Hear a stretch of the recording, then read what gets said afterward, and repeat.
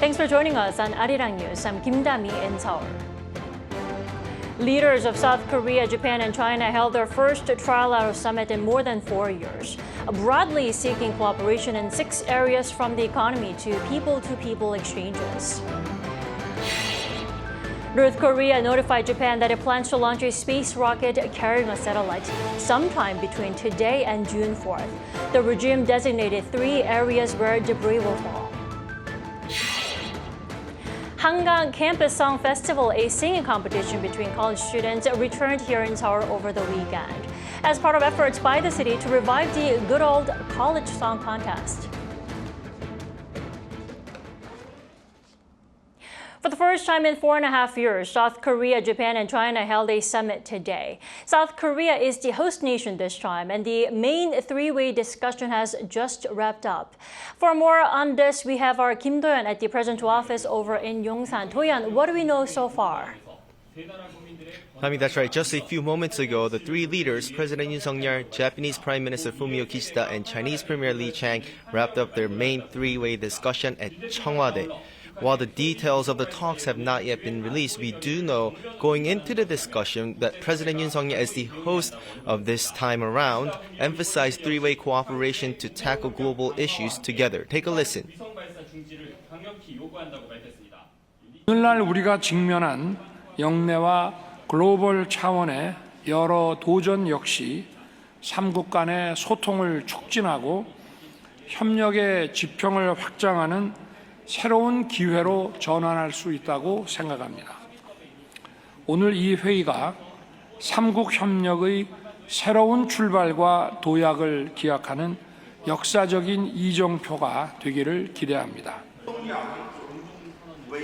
Also, another noticeable aspect of the 3 leaders' opening speeches is that Yoon and Kishida acknowledged North Korea's decision to launch a military satellite by early June in front of the Chinese premier, who did not mention North Korea in his opening address. President Yoon, who also emphasized that Seoul, Tokyo, and Beijing are all currently UN Security Council members, condemned Pyongyang for its actions which contravene a UN security resolution. Kishida said he wants to utilize this opportunity to address the ongoing issues. We strongly demand that North Korea cease its actions. Today, we aim to use this opportunity to strengthen trilateral communication on various issues, including the situation in North Korea, international affairs, and the strengthening of the international economic order. While the Chinese premier didn't mention North Korea, he emphasized cooperation and co-prosperity. However, it was clear that Beijing's approach could be a bit different from Seoul and Tokyo's. We should resolve doubts and misunderstandings through honest dialogue, safeguard bilateral relations with a spirit of strategic independence, promote global multipolarization, and oppose bloc politics and factionalism. Well, Do-yeon, so this much-anticipated joint statement is believed to be a key part of this summit. What do we know about that? Right, that's right. There has been much speculation coming into this summit as to what will be the details into this joint statement, and very shortly the details will be out. But before that, take a look at this chart from what we know so far. The 3 are expected to focus on 6 main areas of cooperation, including people-to-people exchanges, climate change and sustainable development, health and aging demographics, as well as science and technology and disaster and safety response. Of course, the North Korean issue will be one of the most important topics touched on during the meeting, as well as you just saw. And an official told reporters last night that there were only a couple of times that joint statements following a trilateral summit by the 3 didn't address North Korean issues. So it's likely that it will be included this time as well. But the official also said the exact level of words was still being discussed and would continue late into the night, so we'll have to wait until the full details of the joint statements are released. Dami? All right, thanks, Do-yeon, for that report. Now, ahead of the much-anticipated talks, President Yoon held separate bilateral meetings, beginning with Chinese Premier Li Chang. After months-long tension between Seoul and Beijing, the 2 agreed to restart strategic dialogue and cooperation. Our Oh Soo-young has the details. South Korea and China will form a new security dialogue and resume free trade agreement negotiations, signalling a major move to thaw their frosty diplomatic relations. This came as South Korean President Yoon met with Chinese Premier Li Chang on Sunday, a day before their Trilateral summit with Japanese Prime Minister Fumio Kishida. Seoul's Principal Deputy National Security Advisor Kim Tae-ho said Yoon and Lee agreed to establish a new high-level diplomatic and security dialogue in a 2+2 format of defense and foreign affairs officials. The inaugural session is scheduled for mid-June. The two sides also decided to resume Phase 2 negotiations on the South Korea-China Free Trade Agreement. The discussions will aim to expand the trade of goods to include sectors such as culture, tourism, and legal services. The two sides are also set to launch an export control dialogue to strengthen supply chain cooperation and revive an investment cooperation committee after 13 years. Yoon and Lee further agreed to bolster people-to-people exchanges and jointly address transnational crimes such as drug trafficking, fraud, and illegal gambling. The range of agreements to strengthen communication and cooperation follows months-long tension between the two countries, which largely began after Beijing in 2016 rolled out economic measures to punish South Korean businesses over Seoul's decision to deploy a US missile defense system to deter North Korea's growing nuclear and missile capabilities. In recent months, Beijing has also slammed Seoul and Tokyo as they strengthen their relations and trilateral cooperation with the United States in not only security but also supply chains and cutting-edge technologies. Yoon and Lee agreed on the need for mutual respect and communication to improve their bilateral ties. 저는 한중 양국이 우리의 양자 관계뿐만이 아니라 국제사회의 평화와 번영을 위해 긴밀하게 협력해야 한다고 생각합니다. 최근 양국 간에 다양한 분야에서 장관급 대화가 재개되고 지방정부 간 교류도 활성화되고 있습니다. 양국이 앞으로도 계속 교류와 협력을 강화하고 서로 존중하며 공동 이익을 추구해 나가기를 희망합니다. The Chinese side would like to work together with South Korea to become good, trustworthy neighbors and partners who support each other to achieve success. While Yoon and Lee mainly focused on economic issues, with limited time for more sensitive geopolitical matters, a presidential official told reporters that Yoon addressed North Korea's nuclear capabilities and military cooperation with Russia. In recent years, Beijing and Moscow have vetoed about a dozen Security Council attempts to slap stronger sanctions on Pyongyang, despite its growing belligerence. Yoon urged China to fulfill its role as a bastion of peace and as a permanent member of the United Nations Security Council. His official warned North Korea's launch of a military reconnaissance satellite using intercontinental ballistic missile technology looks imminent, with the regime possibly carrying out other missile provocations. Arirang News. President Yoon on Sunday also met with the Japanese Prime Minister Fumio Kishida as their governments agreed to form new dialogue channels on hydrogen and resource cooperation. Having restored their diplomatic and trade relations fully last year, the two leaders reaffirmed their commitment to improving bilateral relations in the fields of energy, economic security, advanced technology, and supply chains. They welcomed the establishment of new dialogue channels to manage and coordinate policies on hydrogen technology, ammonia, and natural resources.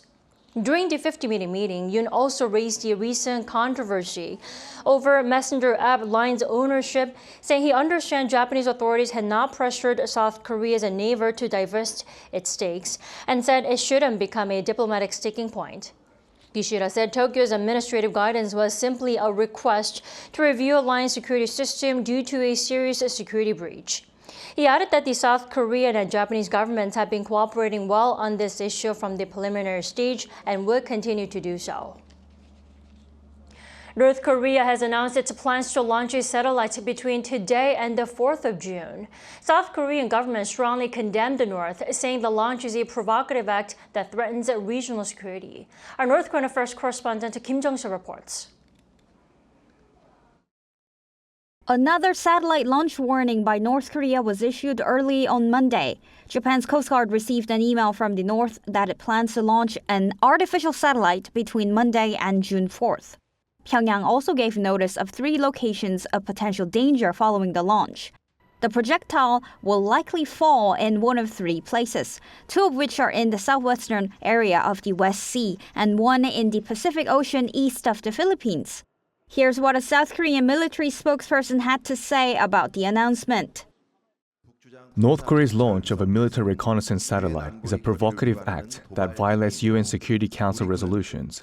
Our military will take measures to demonstrate its strong capabilities.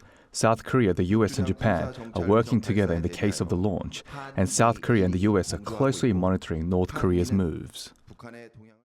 The Ministry of Unification also told reporters on Monday such a satellite launch is a clear violation of a UN Security Council resolution that bans all missile launches using ballistic missile technologies.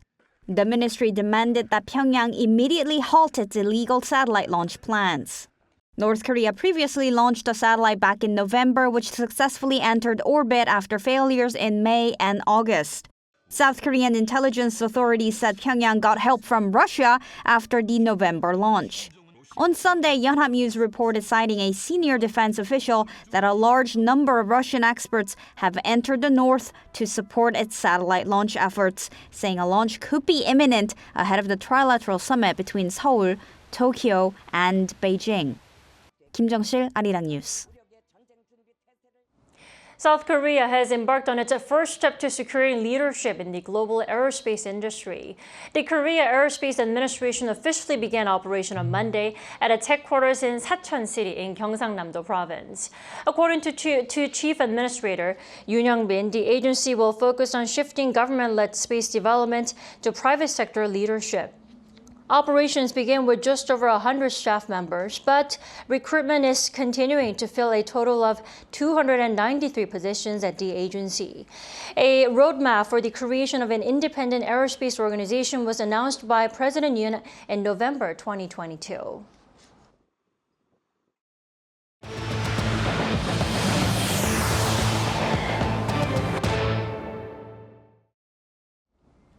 Food prices exceeded the rate of increase in disposable income in the first quarter of 2024, with the cost of dining out and grocery shopping jumping for 7 consecutive quarters. Our Lee-seung-jae has more. Whether it be dining out or grocery shopping, food prices have continued to rise for 7 straight quarters. The latest data released by the Korean Statistical Information Service on Monday, the rate of increase in food prices exceeded the rate of increase in disposable income in the first quarter of this year. The price of dining out rose by 3.8% on year in Q1 of 2024, while the price of processed foods rose 2.2% compared to the same quarter last year. In comparison, the average monthly disposable income of all households in the first quarter of this year was 4,046,000 won, or around $2,960, up only 1.4% compared to the same period last year. Disposable income is money that can be used for consumption or savings after paying interest and taxes. Among a total of 39 restaurant food items on record, the price of hamburgers rose the highest in the first quarter of this year, jumping 6.4%.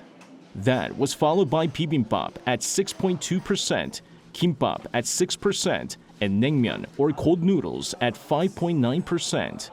Among 73 processed foods on record, sugar saw the highest jump in prices at 20.1%, with salt closely behind at 20%. Prices of agricultural products saw further jumps, up 10.4%. In particular, price of apples rose 71.9%, while pears rose 63.1%. The increase in apple prices in the first quarter was the highest on a quarterly basis since related statistics were first compiled in 1975. Unfortunately for consumers, food prices will continue to increase for the time being. Data also showed that the price of dining out and processed foods have been steadily increasing in the second quarter as well. Lee-seung-jae, Arirang News. French President Emmanuel Macron arrived in Berlin on Sunday for a 3-day state visit, where he met with German President Frank-Walter Steinmeier at the presidential palace. This marks the first French presidential state visit to Germany in 24 years. Macron highlighted the importance of the Franco-German relationship, playing a key role in Europe as the bloc's 2 biggest powers, despite the very different leadership styles that he and German Chancellor Olaf Scholz have. The talks were followed by a bilateral cabinet meeting ahead of next month's EU parliamentary elections, with major challenges facing EU policymakers, including the Ukraine war and the November U.S. presidential election. Hangang Campus Song Festival, a singing competition between college students, took place here in Seoul over the weekend. Seoul City brought back the annual event to encourage young talents to thrive and show off their creativity. Our Park Kwon-woo was there. Around 20,000 people have gathered at Yeouido Hangang Park in central Seoul. They're here for the 2024 Hangang Campus Song Festival, which aims to revive the popular college song contest that was held for 35 years from 1977 until 2012. College students take part in a singing contest with songs that they wrote themselves. Because this is being held after a long time, I'm hoping to see participants become singers like Shinechal. The college song contest, widely known as a gateway for singers to make it into the industry, has produced the likes of Shinechal and Simsubong. On Saturday in Yeouido, the participants all had their own musical aims and ambitions. The time we perform on stage is also another page of our youth. I hope all the young people watching our performance feel happy. I hope people slowly walk through their life instead of being hasty. That's the message I want to deliver through my song. At this year's competition, a total of 264 teams auditioned to make it to the finals, and 11 were chosen. The total prize money of around $14,000 was split with 5 teams, while half of the amount went to the final winner. Among the 5 winners, the band named Pentacle won the grand prize. I was so surprised and thankful because I didn't expect such a big prize. I'm going to spread a lot of hope and kindness to people. With the prize money, I will release Moonlight, the song we showed to you tonight, also with a music video. Let's go! Even though the festival lasted for over 2 hours, thousands of people remained in their seats. As a big fan of music, I hope this event happens every year because I was so happy and touched. Seoul Mayor Oh Se-hoon attended the event and said he will do his best to make sure the competition happens next year, even bigger and better. Park Kwon-woo, Arirang News. Overseas Korean adoptees across the globe gathered here in Seoul last week. The Overseas Korean Agency invited them to share their experiences, providing them with an opportunity to establish their identity as Koreans. Our Choi Soo-hyung has their story. It took 50 years for Julia, born with the name Park Hae-kyung, to return to her birthplace. Yeah, it's interesting. When I landed in Korea, I felt like I was coming home. It's almost like I felt it in every cell of my body that I had finally returned to where I belong. She reunited with her birth family in February this year. Our books begin at chapter 2. The introduction, the table of contents, the first few chapters are ripped out. So learning the story was valuable, incredibly valuable, but I think more so just seeing their faces and seeing how much I look like them and to feel a connection that's unlike I've ever felt. Heidi, adopted by a U.S. family in 1974 when she was 6 months old, said that all her curiosity about Korea, which she had intentionally kept hidden, came flooding out all at once. It just came at that pivotal moment for me. And as I was becoming a big fan of BTS and I was starting to try to learn the language, everything kind of coincided. And it was that switch turned in, and I wanted to know all the stuff. It's this discovery of this other piece of who I am, and to be able to embrace that is very meaningful. From Tuesday to Friday, the 2024 Overseas Korean Adoptees Gathering was held in Seoul by South Korea's Overseas Korean Agency. 96 people from 15 countries were invited to share their experiences as Korean adoptees. The agency stated that the adoptees should be treated as overseas Koreans, not just as adoptees. Adoptee is unquestionably an overseas Korean and eligible for support from their homeland. The Overseas Koreans Agency aims to strengthen ties with adoptees worldwide in Korea. The agency will continue to promote gatherings like this conference to strengthen networks among overseas Koreans. Julia Hangang said that this gathering was very important in finding out her identity as Korean. I would like to see us moving forward in this gathering to really establish a network globally with other adopted Korean organizations, while also building a relationship with the Overseas Koreans Agency and just feeling more connected to this country, our homeland, the place of our origin. During the conference, adoptees had the opportunity to experience Korean culture with their families, deepening their understanding of the country. Adoptees visiting Korea experienced the cultural heritage of their birth country at the Korean Folk Village, a living museum featuring Korea's traditional lifestyles and performances. The agency noted that adoptees' children are the ones who are actually embracing Korean culture more with their parents. Sophia, who loves K-pop and attended the conference with her mother, who was adopted by a Norwegian family, expressed feeling a genuine, familiar connection to Korean culture. It was almost like there was a part of me that was empty, but I didn't really know until I kind of stepped off the plane. And I felt like this is another part of me that I have to kind of reconnect with. And she was actually the one pushing me a bit. So it's been like a common journey for us to try and connect more with Korean culture and language.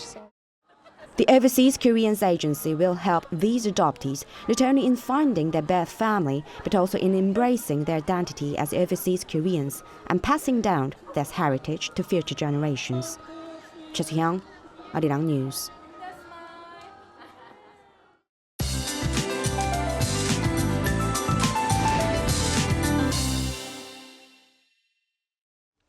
Good afternoon. What a bright start to the new week. Most parts are having lots of sunshine to start off the new week with temperatures hovering below or right around the norms in most parts of Korea.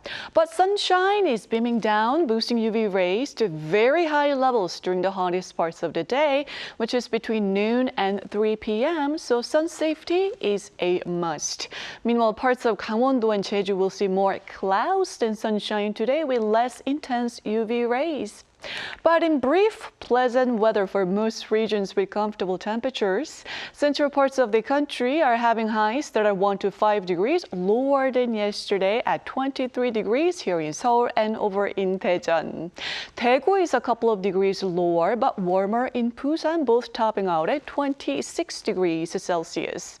Then we are expecting a warm and mostly sunny last week of May, with afternoon temperatures hovering in the mid-20s here in Seoul. With that in mind, let's take a look at the international weather conditions.